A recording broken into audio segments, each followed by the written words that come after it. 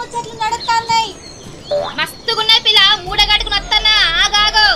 పొద్దు పోతుంది, బర్లకు గడ్డి కొయ్యాలి. ఈయన కొడవలు ఏడబెట్టిండో ఏమో, కొడవలే దొరుకుతలేదు. ఈ కోడలి పిల్ల ఏం చేస్తుందో ఏమో. ఈ పొద్దుస్తమ ఆటలు పొలంలోనే ఉంటవి. ఈ వర్షాలు చేయబట్టి కూలోళ్ళు కూడా రావట్లేదు. మా కొడుకు ఏమో ఆడబట్టి ఆడ తిరుగుతానే ఉంటాడు. ఓ కోడలి పిల్ల, ఇట్రా ఇట్రా.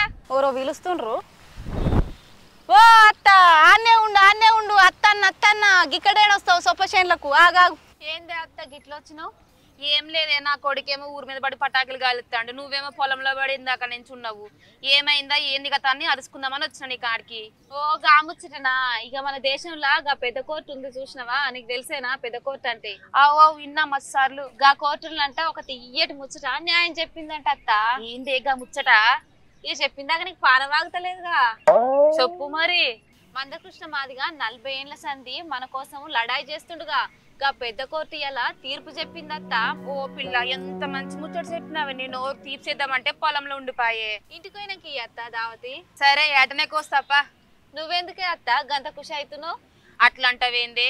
నా మనవళ్ళు మనవరాళ్ళు పెద్ద పెద్ద చదువులు చదివి కొలువుల కోసము గవర్నమెంట్ కొలువులని ఆ కొలువులని మస్తు పైసలు ఖర్చు పెడతారు. నువ్వు చెప్పిన ముచ్చటితోటి వాళ్ళకి కొలువులు వస్తాయి. నాకైతే మస్తు ఖుషి అవుతుంది తెలుసా. ఏమో అనుకున్నత్త, నువ్వు చాలా తెలివి కలదానివే. అయ్యో నాకేం తెలివే పిల్ల. సరే గాని గా మందకృష్ణ మాదిగా ఎంత ఖుషి అయిందో ఏమో ఆ బిడ్డ. ఇక ఖుషిగాడ అత్త ఏండ్ల సంధి లడాయిలు చేయబట్టే, మాదిగల కోసం కొట్లాడబట్టే, దరువు మీద దరువు వేసే, జైలు కోయే పోలీసులు పట్టుకోవాయే, కన్నగల్లోల కాళ్ళు మొక్కే. ఇక ఖుషి కాకపోతే ఏమైతాడా? ఆవు కోడలి పిల్ల చిన్న లడాయి చేసిండా, ఏనాడు సిగబడలేదు, కంటి నిండా నిద్ర లేదు. ఏ కన్న తల్లి బిడ్డనో ఏమో, ఆ తల్లి కొడుకు చల్లగుండా.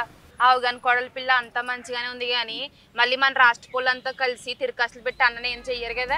మందకృష్ణ మాదిగన్నా ఊకుంటాడు అనుకున్నావా? మళ్ళా మన విశ్వరూపం ఏందో చూపిస్తాడు, లడాయి సురువు చేస్తాడు. గా తీర్పు రాగానే కృష్ణన్నకు కండ్ల పొంటి నీళ్లు గారినాయి అత్త.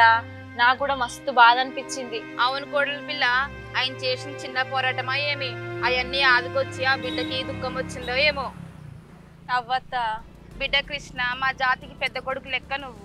మా ఆయుష్ కూడా పోసుకుని చల్లగా బతుకయ్యా.